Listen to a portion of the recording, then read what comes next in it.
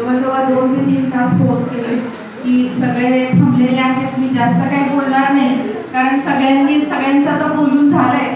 कुणी स्त्रीवर बोललंय, कुणी विद्यार्थी जीवनावर बोललंय, कुणी डॉक्टर बाबासाहेब आंबेडकर यांच्यावर बोललं आहे, तर कुणी सावित्रीबाई फुले यांच्यावर बोललं आहे, तर कुणी सिंधुताई सपकाळ यांच्या जीवनाचा प्रवास रेखाटला आहे. आणि काही विद्यार्थ्यांनी खूप छान छान असं गाणं सादर केलेलं आहे.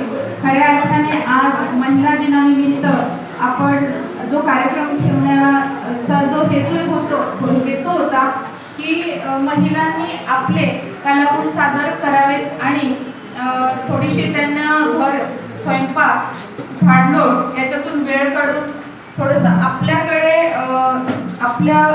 थोडंसं बघून आणि थोडंसं वेळ बाहेर काढून वेगळा वेळ आपल्या कलागुणांना देऊन थोडंसं एक वेगळ्या वातावरणात येऊन काहीतरी गोष्टी साजरा केलं तर कसं असतं. आज बऱ्याच गोष्टी महिला दिनाचं सुद्धा थोडंसं वेगळ्या दिशेला जाऊ लागलंय.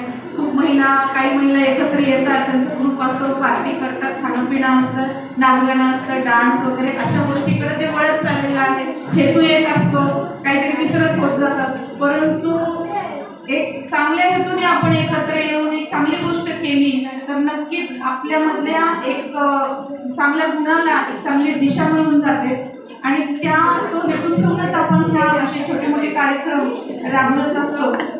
कालच आपलं फॅन्सी ड्रेस स्पर्धा दिशा इन्स्टिट्यूट यांच्या बरोबर आपण केली फाउंडेशननी. त्याचबरोबर आज आपण वक्तृत्व स्पर्धा गुरुकुल क्लासेस यांच्या बरोबर कोऑर्डिनेशननी केली. कारण का कोऑर्डिनेशन का करायचं? तुम्हाला वाटेल की हे फाउंडेशन आणि हे क्लास आणि हे असं कोऑर्डिनेशन का केलं?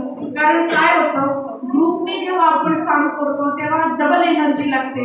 आणि विद्यार्थी महिला आणि विद्यार्थी हे घटक काय वेगळे नाही, हे घटक एकमेकांशी जुळलेले आहेत. विद्यार्थ्याला त्याची आई इतकी जुळलेली आहे आणि आईला तिचा विद्यार्थी इतका जुळलेला आहे की या क्षेत्रामध्ये दोघांना पॅरलल ते काम करू शकतात. म्हणजे परफॉर्मन्स जो विद्यार्थी त्याच्या क्लासमध्ये जो परफॉर्मन्स देतो ना, त्याच्या अभ्यासाचा परफॉर्मन्स म्हणा, त्याच्या बोलण्याचा परफॉर्मन्स म्हणा, त्या परफॉर्मन्समध्ये अर्धा तर वाटा त्याच्या आईचा असतो. कारण भाषण जर इथे करायचं असेल तर तो आपला शिवाजीचं भाषण केलं म्हणा, किंवा आपल्या ह्या विद्यार्थिनी आहेत तर त्यांचं भाषण त्या स्टेजवर बोलणार आहेत, पण त्याच्याही आधी अगदी भाषण लिहिण्यापासून त्यांचे आई वडील त्याच्यामध्ये इन्व्हॉल्व असतात. बाळा तू असं उभं राहा, असं बोल, आणि ते परीक्षक झालेले असतात 3-4 दिवस आधीच की तू बोलून दाखव बरं. मग ते ऐकत असतात, त्यातल्या त्रुटी सांगत असतात आणि मग त्याला तयार करतात. आणि मग जसं नाव पुकारलं की तो मस्त स्टेजवर येतो, बोलतो, करतो.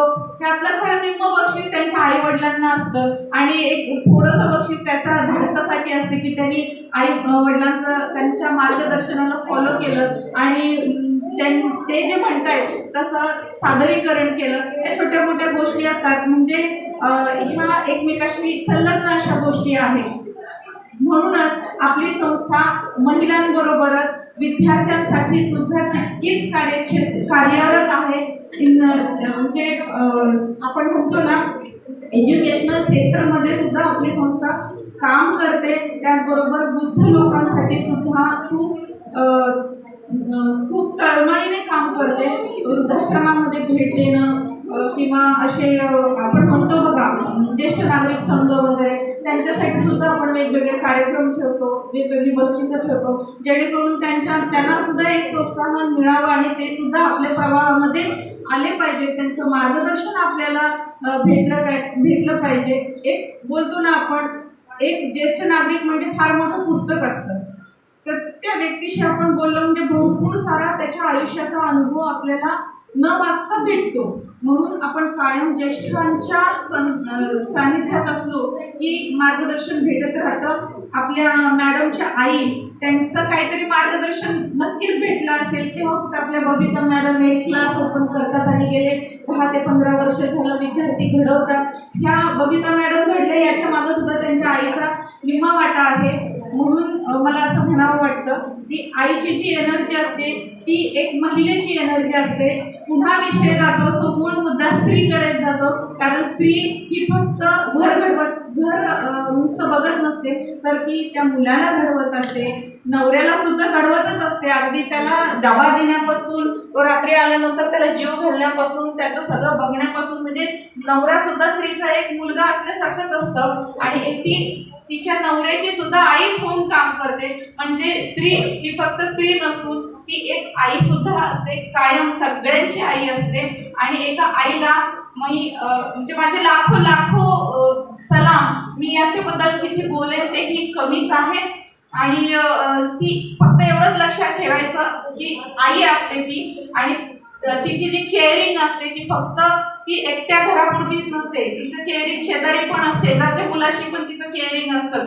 म्हणजे शेजारचा मुलगा जरी धडपडला, खाली पडला, तरी तिचं मन हळवं असतं, ती हळहळते. म्हणजे ती बाहेर कुठं जरी गेले. आता कालच आम्ही बघितलं इथेच आळंदी रोडवरती ऍक्सिडेंट झाला.